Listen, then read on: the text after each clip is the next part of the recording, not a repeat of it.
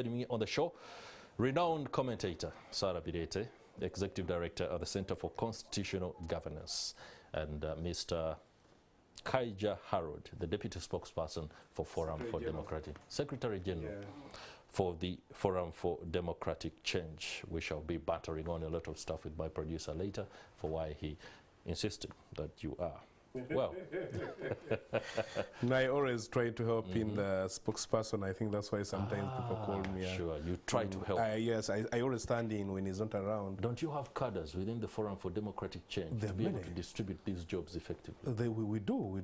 But you see, there are times when assignments need somebody who sits at the top organs to communicate in line with the position of the party. Doesn't that speak of the FDC's inability to ensure that young Turks are able to get into the higher echelons? No, they have been here. They have been here. That's why in the last 3 years, I have not been on the show, but their FDC members have been coming here. All right. So that means we are grounded. Beaten me on that. No doubt. What do you make of what is going on in Soroti, the Soroti East by-elections? The fact that, well, we are seeing a script play out, the way the politics has been going on, but I'm told that our correspondents there are putting something together for us that we shall refer to. Now, let me transition pretty quickly before we do that. Norbert Mao, the fact that he's being sworn in pretty much in under 2 hours from now as the new Minister for Justice and Constitutional Affairs. I know you're not surprised about this. However, what do you make of this whole development? I think for me, two things really stand out, and I hope Mr. Mao can reflect. One is the state of DP. Because what is clear now is that there was no consultation within the party. The structures did not endorse the cooperation. That's right. And the DP constitution says for the party to be bound by any agreement, it must be processed through the structures. So he is illegally binding his party in his adventures in NRM.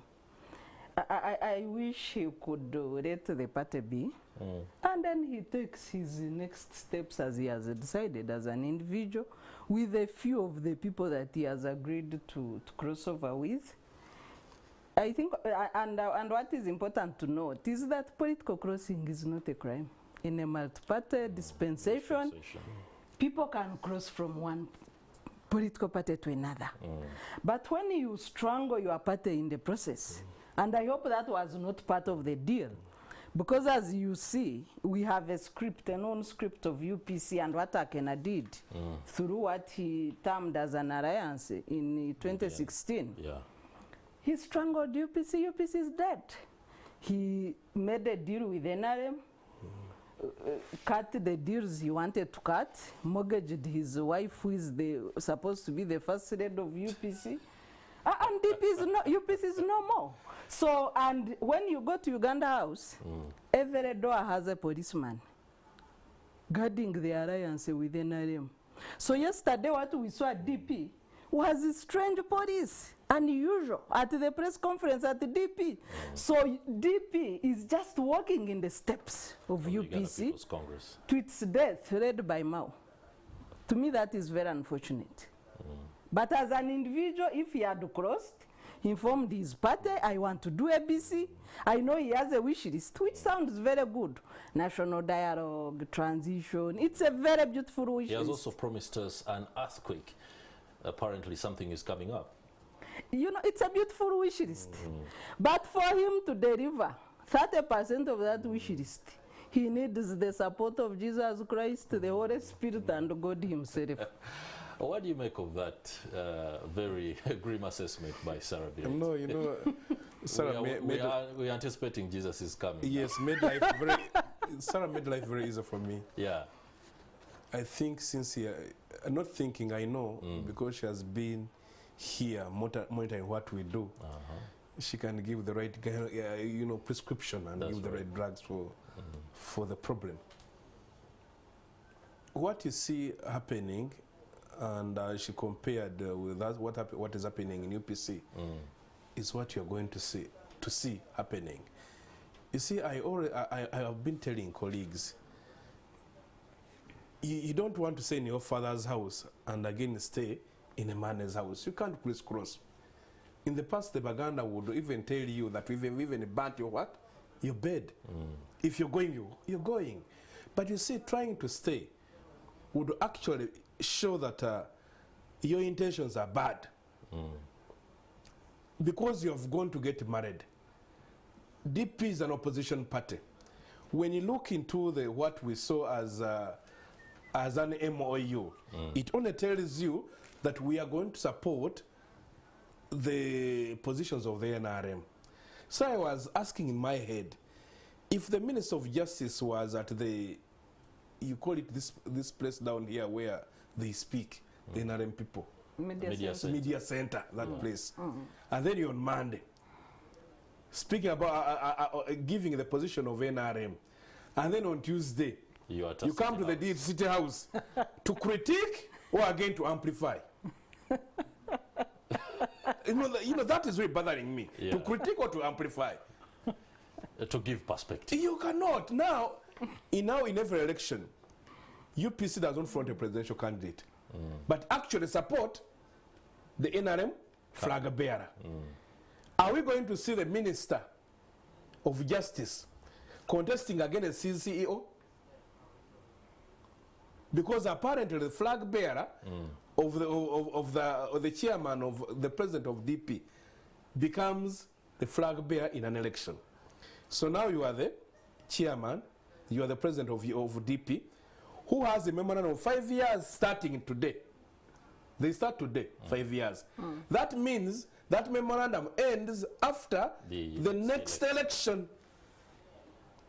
So it tells you now, DP, you're actually mortgaging DP and asking them that the programs, in the parliament, you'll be competing for the NRM.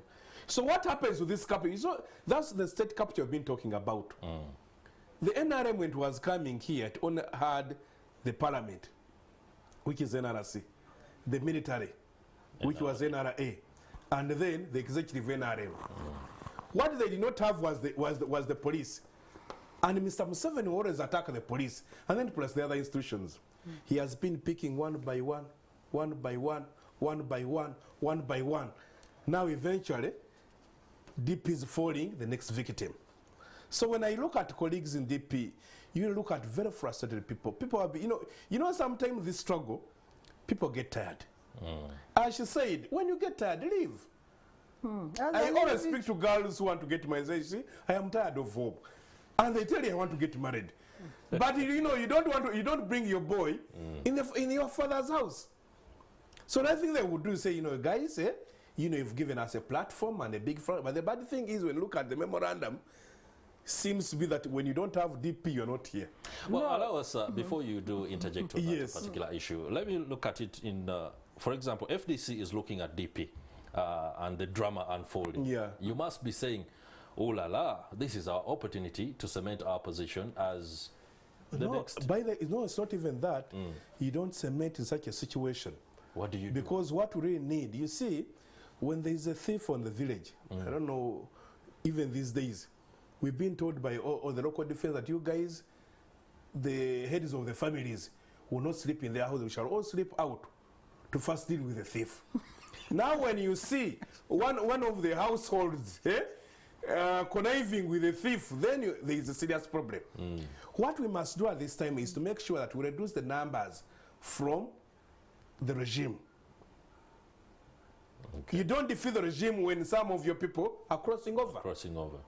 It actually kills the morale. You see, whenever I look at somebody asking me to join the NRM, that's what I think about. I'm contesting for is the South African Parliament.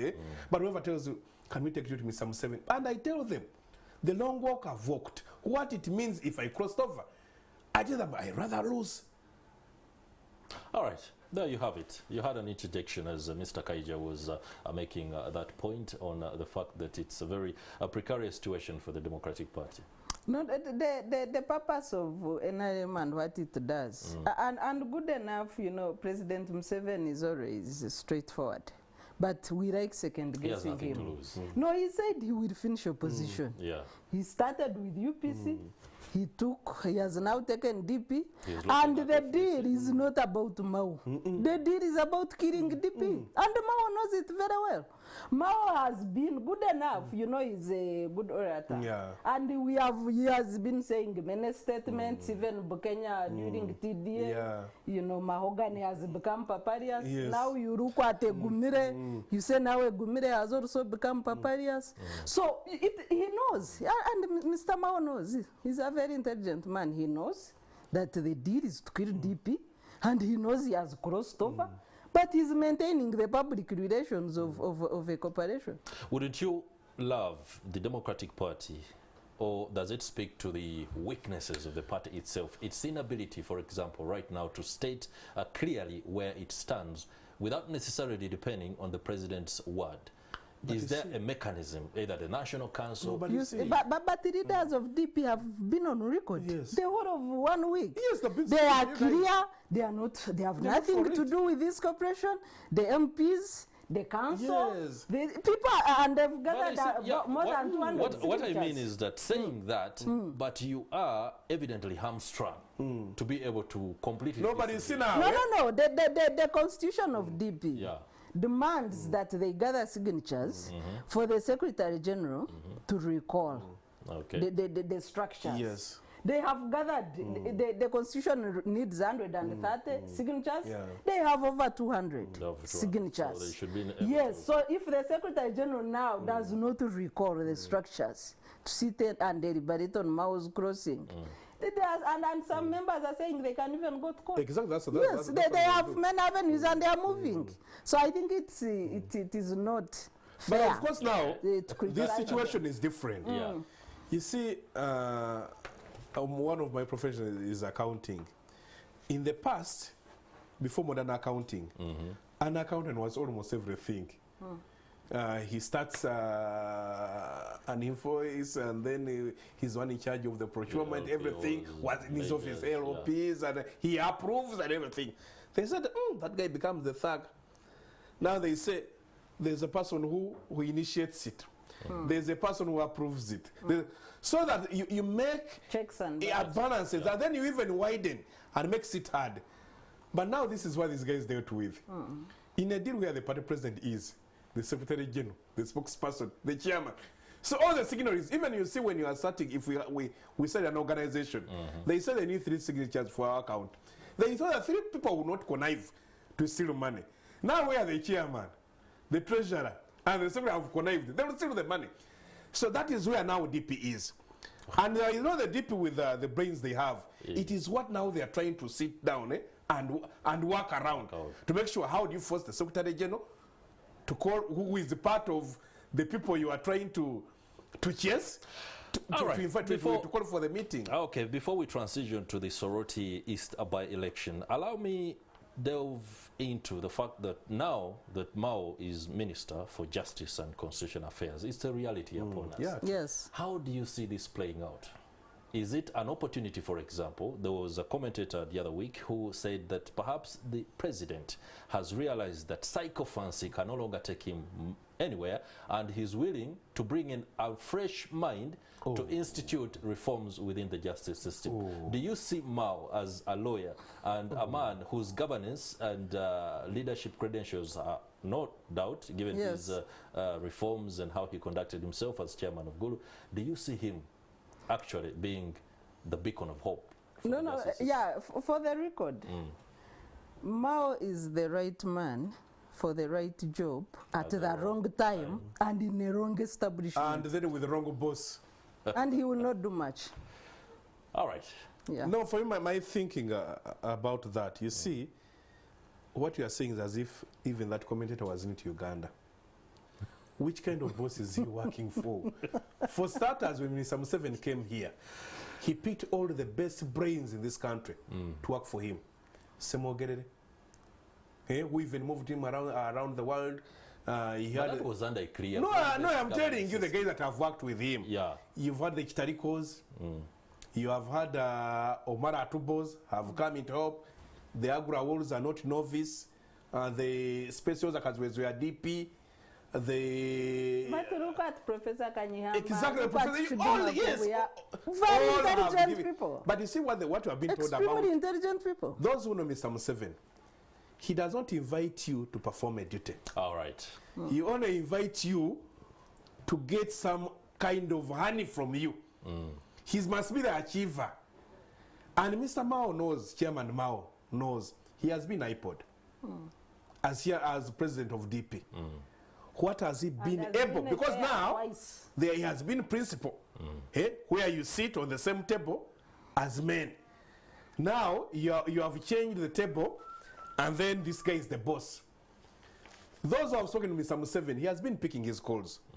But now he will start telling him, no, you talk to the PPS. So he start writing papers to get appointments.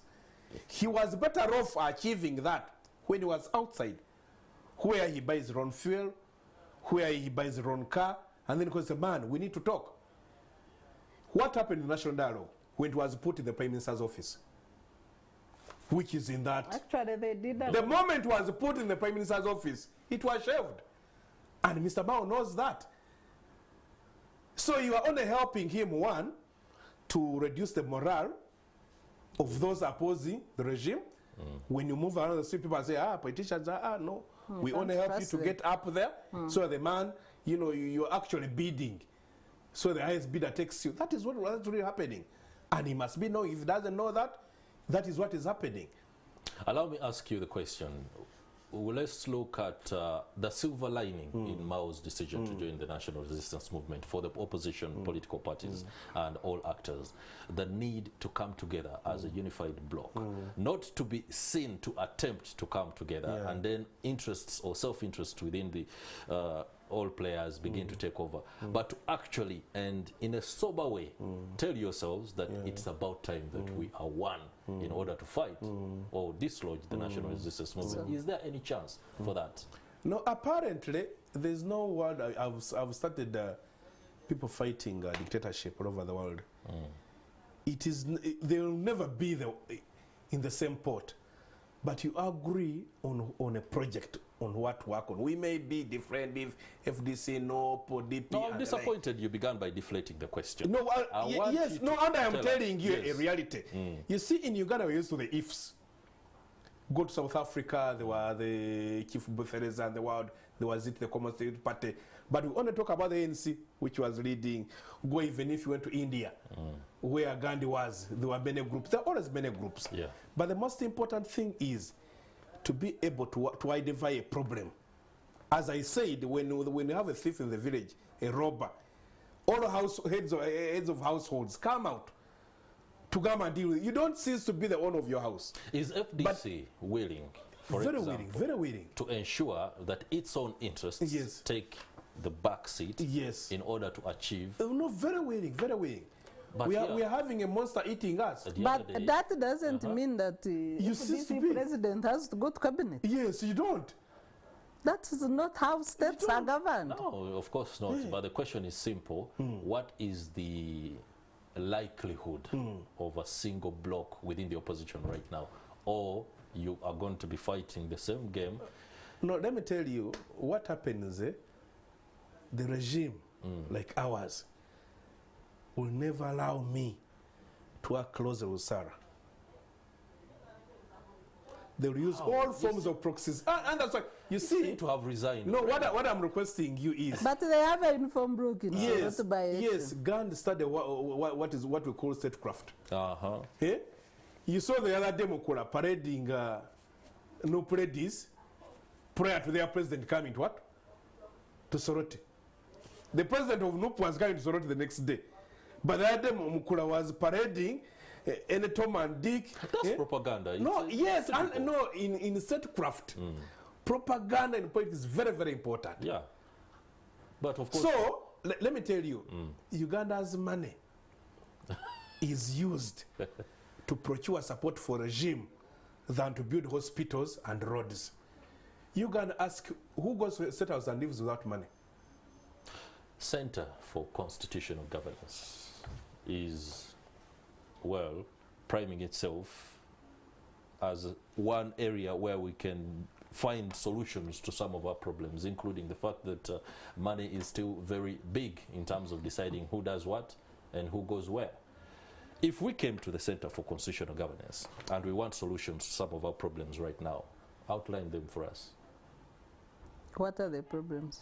The problems of Uganda, the fact that FDC, he has deflated the fact that cohesion within the opposition cannot be achieved. He seems to have resigned to the fact that the NRM is working to ensure that there is, of course, no stability within the opposition. No, and I say... Okay, if I may come in, you know, for democracy, especially constitutional democracy, to flourish, there must be that. You need an active citizenry, a critical mass of active citizenry with the knowledge, skills, and values to advance the constitutional democracy by calling their leaders at all times to account and ensuring that they have an accountable leadership. The second aspect are independent, strong institutions. For Uganda's case, you know, with an active citizenry and independent institutions, the behavior of actors would not matter. The citizens would whip their leaders, either by endorsing them or denouncing them with action. In Uganda, we have the two aspects missing. When you have a few, 2, 3 people talking, you know, it's a drop in the ocean. You have citizens who have resigned to the tools that the regime is using to keep power. And there are two, money and violence. Money and violence. Either you take their money and do what they want, or they will whip you through tear gas, chuboko, and bullets. And we have seen this. We have seen this on several occasions. How does the country... So for Uganda to be democratic, the citizens must wake up. And that one is very clear. Power belongs to the people. It does not belong to the actors who are now in politics of public option and where the bidder takes it No, actually, Simon has not told you. Yes. One of the strong pillars of citizen participation is the civil society. In the recent past, you've seen how the regime has been dealing with them to make sure there's no neutral group that actually whips the people. This group doesn't want power, but only make sure that you prepare the masses with a lot of information to make the right decisions. Say those must be what? Cramped up. Now when I speak, they say that is FDC. But this neutral person must not speak. Then who will speak? So that at the end of the day, even these days, somebody calls you, but why don't Uganda, they give you some billions? Why don't Uganda, they give you some million? So you find that, you say that, yes, if I get this money, how would you benefit? Actually, you've raised a very good question. Said, I must keep on the front line to make sure that when we do some kind of shaking, at least some Panadol is put in the hospital. Some, some crazy road is put there. Wow. So that we keep doing something, saying something, and even scare off some people. Because you see, if we are not speaking, Mao would go with 100 people. But you see, they tell you he has been given about 50 positions, but the beneficiaries are trying to calculate what are the masses saying. But also you took 1 year calculating. Exactly. And they say, yes, then how will I face the cameras of NTV when they come to me so that I appear bold, I appear honest, I appear to be actually going there in the very good, the best interest of the people of Uganda. All right. Actually he knows it's not in the best interest of our people. Let's give the man the benefit of the doubt in terms of governance and leadership and what he brings to the justice system. But where he goes... What will Mao bring on board? Away from the fact that he's very good, when it comes to oration. Yes. He will, of course, help the government in terms of shaping opinion. But what can he bring in concrete terms to the justice system? Do you know the man personally, that you know that he will speak up on a certain aspect in a certain way and ensure that She's a fellow lawyer. Yeah. I know Chairman Mao is a good person. He's a good person. Yes, but he has gone in the wrong forum. And I don't expect him to achieve anything. That's why I said that he has a beautiful wish list.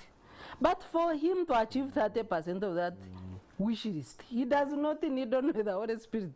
Jesus must come back and God himself. All right. Actually, that you see, I have remembered of a man. There was a man in our village. He's now dead. He was called Kasasa. The late Kasasa had married about 35 times. So we are in church. Now this guy that leads the Reverend came and said, colleagues, I have an announcement. Mr. Kasasa intends to get married. Again. Everybody walked out. So Mao is getting married to a man who we know does not sustain wives. Allow us leave it at that. Sergei Lavrov, the Minister for Foreign Affairs in the Kremlin, Russia, a superpower, no doubt about that, has been visiting us, trying to tell us about how Russia wants to help us complete the process of decolonization from the West. He has also assured us that it is not Russia to blame for many of the problems that we are experiencing, but Russia has taken, well, a little bit of blame for most of the problems that the world faces, including the emergence of Donald Trump. That was a very sarcastic, of course, remark. What do you make of Mr. Sergei Lavrov's visit in light of the geopolitics at play? Well, Russia is facing isolation from their former allies. So they are trying to find new allies. We have had some engagements previously with Russia, but I think the timing of the visit is not in good faith. I saw the promises of we shall give food. And what I find very unfortunate, it's like the hunger in Karamoja. It's purely evidence of bad leadership. What I find very unfortunate is that African leaders, Africa with the continent with largest chunk of fertile soils, largest share of fresh waters, largest composition of energetic population. We are beggars for food. We want to be fed by the West. People who have to tame winter and very hostile climate are the bread basket for Africa. Very shameful, and all African leaders should be ashamed wherever they are. The same applies to hang in our backyard in Karamoja. The NRM leadership should be totally ashamed of hunger in Karamoja. People starving to death. We watch on our TVs. People with bare bones out, waiting to die. Very shameful. Especially given that these pictures have come to us after the president camping in Karamoja for 2 weeks, the vice president 3 weeks, the prime minister I don't know how long, and after they come back to Kampala, we are flooded with pictures of starving and dying people. What were they doing in Karamoja? Didn't they see these people? The second group to be ashamed totally is the leadership from Karamoja. MPs, LC5 chairmen. The elite. They must take responsibility and apologize for the dying people. Where have they been?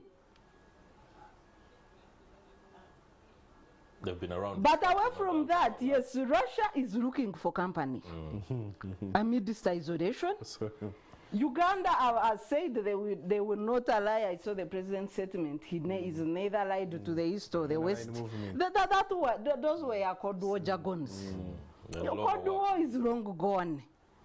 What is at stake today, and you need to watch the trips where they are going, increasingly authoritarian regimes are going to side with Russia because Russia cannot call them out on their declining governance, on their deteriorating human rights record. Mr. Harold Kaiser, is the president literally playing Russian roulette on this?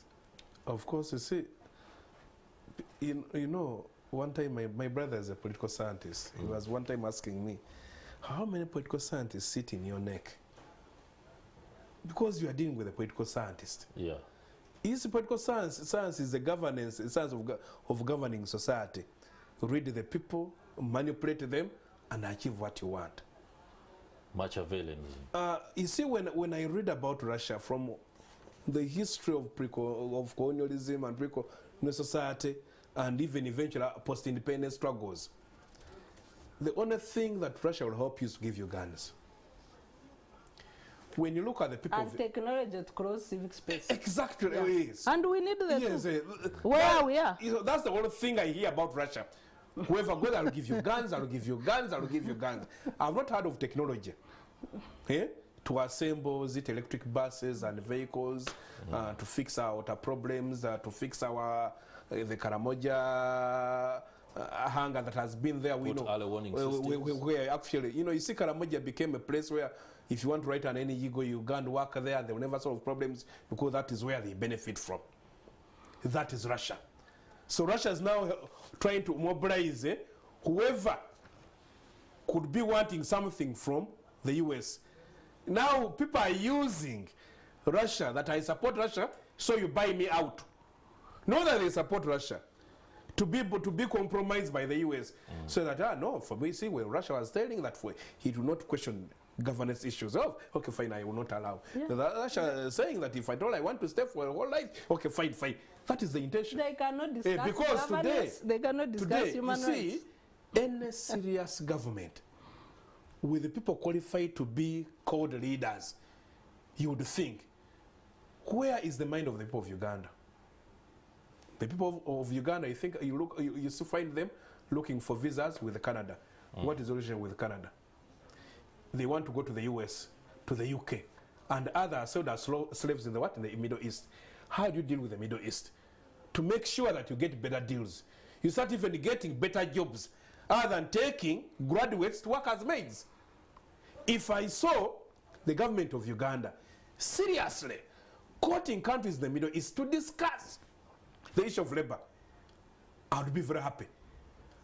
How many friends of yours have you had talking about looking for a visa to go to Russia? So if your people are not interested in the country, I'll be very honest. Yes, so in whose interest are we quoting Russia? That tells you those quoting Russia are only aiming at one, annoying those opposing Russia to bargain, two, to get arms. I've not heard every aid I hear that Russia gives out her arms. So we are going to get arms to fight who? What is amplified perhaps is the fact that Uganda gets arms from Russia, but the North Korea, Russia-Uganda relations are hinged on a lot more than just arms. And what is it? of course, guns. There is a lot going on. For example, roads, that we receive hospitals. We receive grain from Russia. Imagine, Africa, which is with the fertile paper material from Russia. Receive or buy? Well, whatever it comes, as long as we import.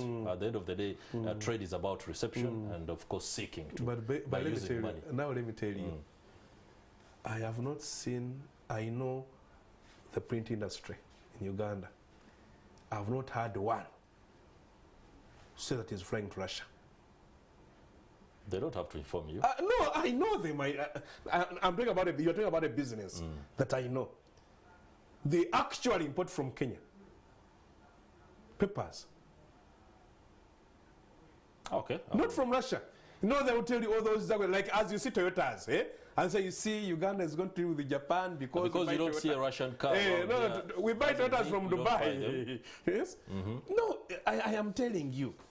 What government gets from in Russia? other words, Mr. Sergei Lavrov shouldn't have come around anyway, or we shouldn't even be speaking to Russia for that matter. Have you seen Ugandans celebrating? Ugandans are watching closely. No, you see, you people, I know you get the information. You're speaking to people, possibly you don't want to give the feedback of the people that I've spoken to. You go on the streets today. So what is your take on Russia? They'll talk about arms. You'll even see them mourning, say, now, the Russians are coming, Putin.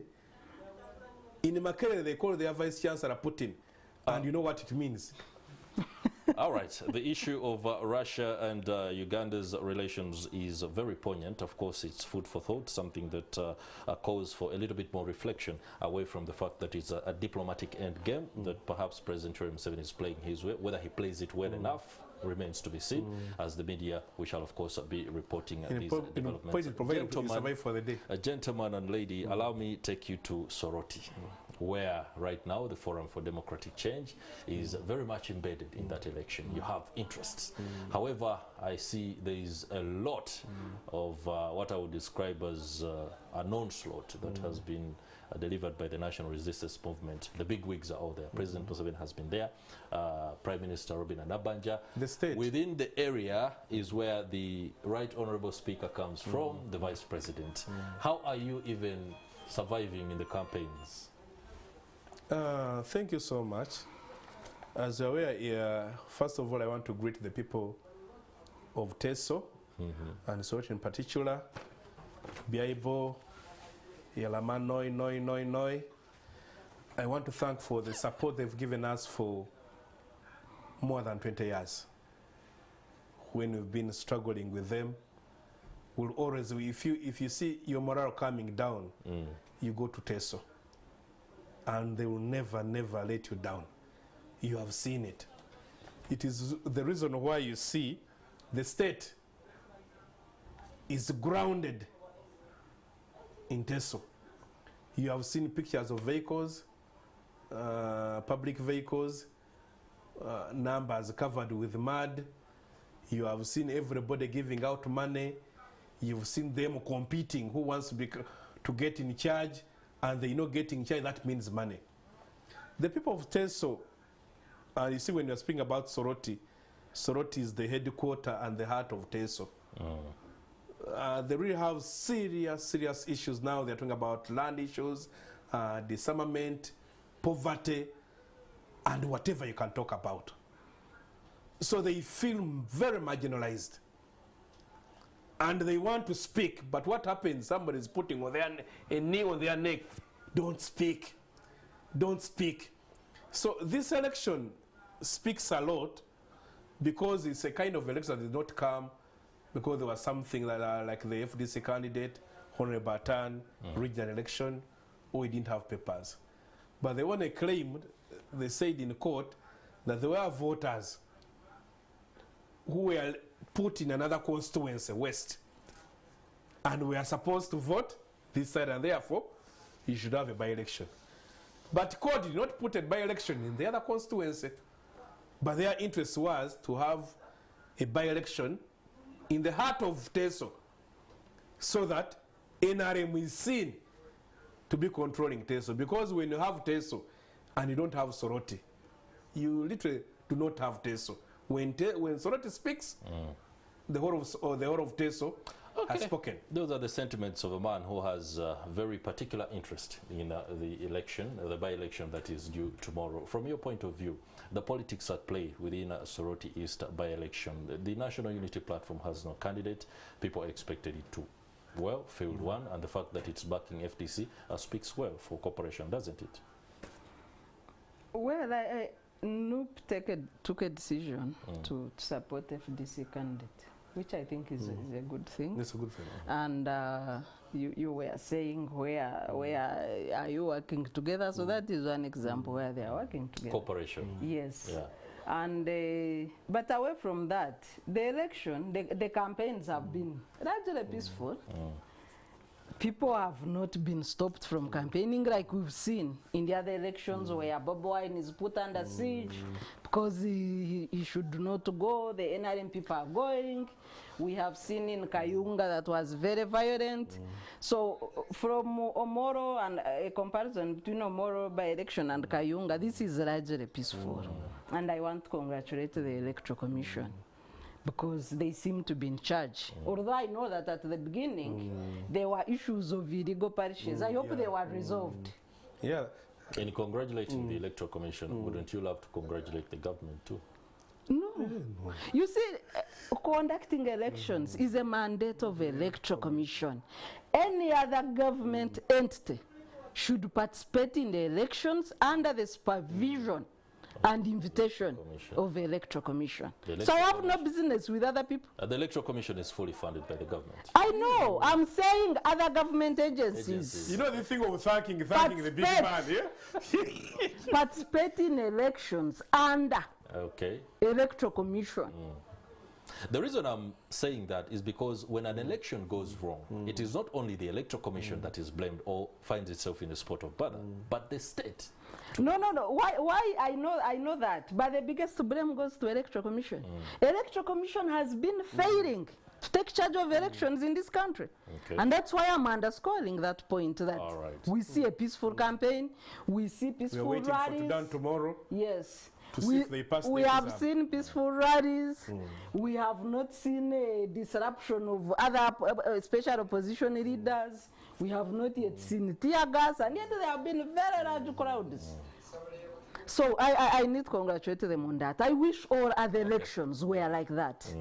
But when you go beyond that, like these 2 days are very critical. Exactly. Tomorrow. Because we need to see whether, I know previously they arrest opposition MPs who are polling agents, as if Ugandans require a visa to enter another district. So you get police mounting and army mounting roadblocks to say you are not an MP of the area, what are you doing here? As if we need visas to go from one district to another.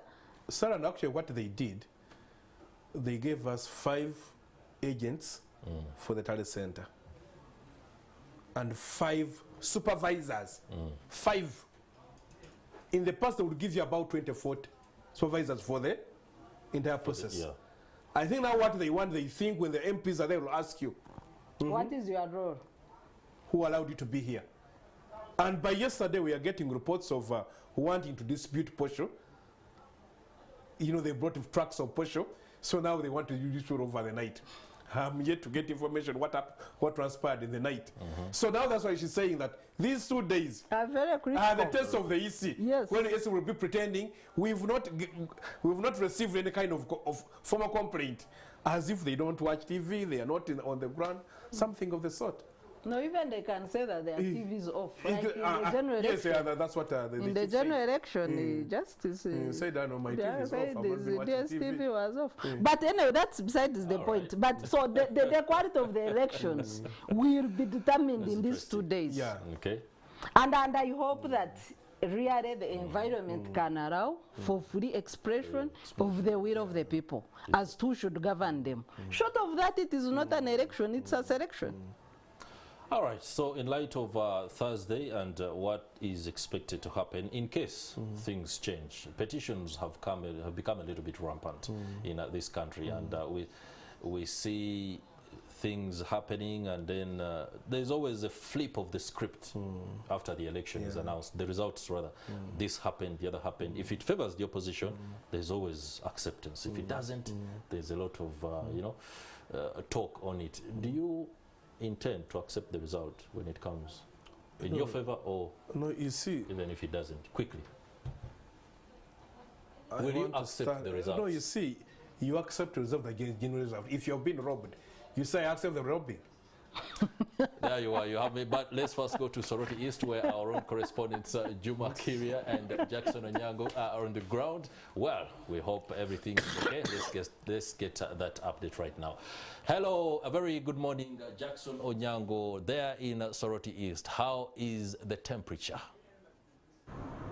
Yes, good morning. It is another beautiful morning here in Soroti City, where the residents have woken up to their duties. Everybody is going about with their business. Of course, today is a day when the campaigns for the different candidates have already concluded. That was yesterday when it climaxed, and therefore today there is a little bit of calm and silence in the town. So you may not even tell that there is an election activity that will be going on tomorrow, Thursday, as the electorates go to vote for their favorite member of parliament, that is for the Soroti City East. Yesterday we had the Prime Minister, that is Robin Anabanja, who campaigned for the NRM candidate, that is Ariko, at the Arrow Square here in Soroti City East. According to Nabanja, she requested the electorates here to vote for their NRM candidate, that is Edmund Ariko, whom she says that will facilitate the delivery of service to the population here, because she ridiculed the FDC representative who was in parliament, that is Moses Atan, saying that while he served as a member of parliament for the 1 year and a half, she never got to know her. Actually, she just got to know Atan just a few days ago, when the seat was declared vacant by the courts of law. And she says that Atan never at one point spoke in parliament. Yes, she's the lead of government business in parliament. She could have got at least 1 or 2 issues raised by Atan, but never at one point did that happen? The same to the woman member of parliament in Soroti City as well as Soroti District, where it is represented by Anna Deke. So she says the people should vote for the NRM for better service delivery. Also at the same campaign rally, the Prime Minister indicated that 6,000 tons of food had been delivered to Soroti City and another 6,000 tons delivered to Soroti District. She said this was not about politics and therefore it could not be taken that they had bribed the voters, because people cannot be dying of hunger and yet they do have food. However, of course, the timing could be another issue of debate. When it comes to the opposition wing, and that is the Forum for Democratic Change, of course, their campaign rally was boosted yesterday by the National Unity Platform leadership, whereby we had the President Robert Chagulanyi, that is of the National Unity Platform, campaigning for Moses Atan, of course, who lost that seat.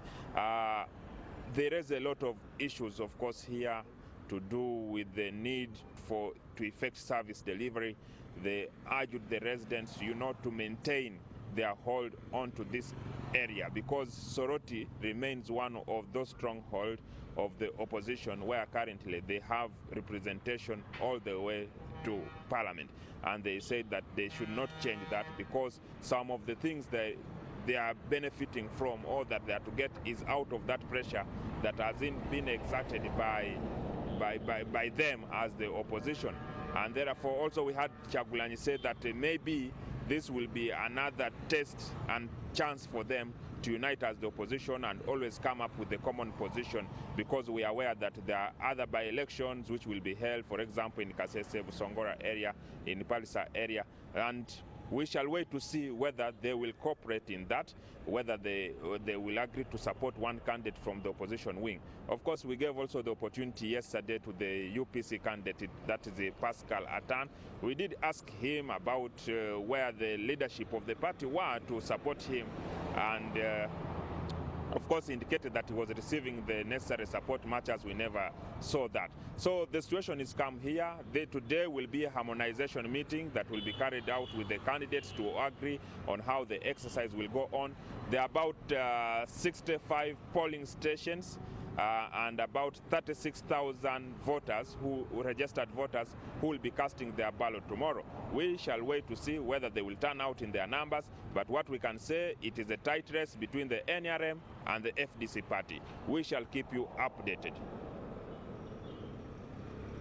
Many thanks, Jackson Onyango, for that report. Jackson Onyango, our reporter there in Soroti. Now, here we are. It is almost a D-Day.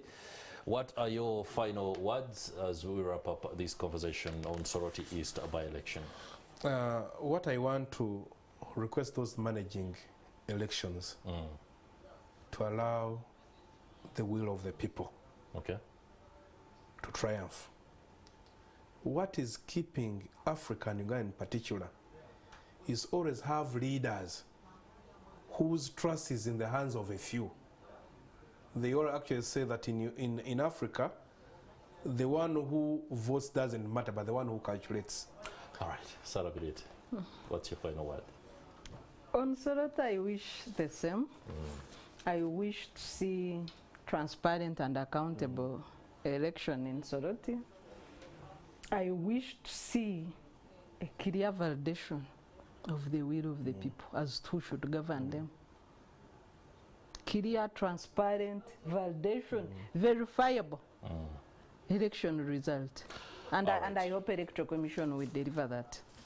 All right, Mr. Harold Kaija, many thanks for joining us from the Forum for Democratic Change, as well as Sarah Birete, who is the Executive Director at the Center for Constitutional Governance. Very good insight